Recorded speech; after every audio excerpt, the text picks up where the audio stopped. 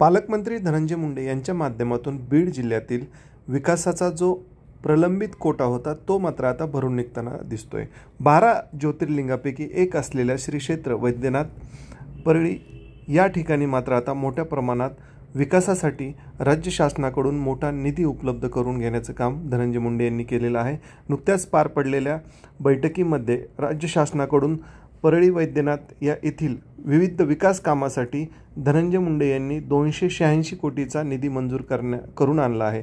याच अनुषंगाने आज त्यांनी येथील परिसरातील पाहणी केली आणि संबंधित यंत्रणेला कशा प्रकारे या ठिकाणी हवे असलेल्या गोष्टीच्या सूचनाही केल्या।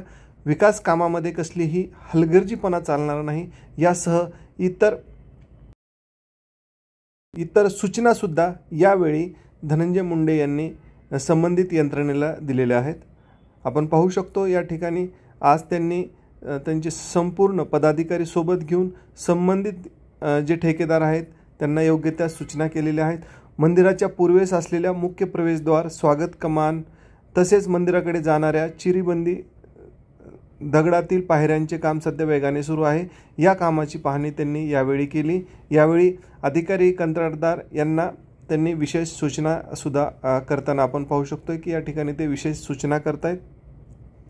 यावेळी त्यांच्यासोबत त्यांचे सहकारी असलेले ज्येष्ठ नेते वाल्मिक कराड यासह इतर पदाधिकारी सुद्धा उपस्थित होते। आपण पाहतोय येथील जे काम आहे ते कशा प्रकारे चांगल्या दर्जाचं व्हावं या अनुषंगाने आता धनंजय मुंडे यांनी स्वतः या ह्याच्यामध्ये लक्ष घातलेलं आहे आणि त्या अनुषंगाने त्यांनी आज पाहणी केली आहे। या ठिकाणी विशेष म्हणजे 286 कोटीचा जो विकास निधी मंजूर झालेला आहे त्या निधीच्या माध्यमातून या ठिकाणी मोठे कामं अपेक्षित आहे आणि याच अनुषंगाने धनंजय मुंडे यांनी आज पाहणी केली।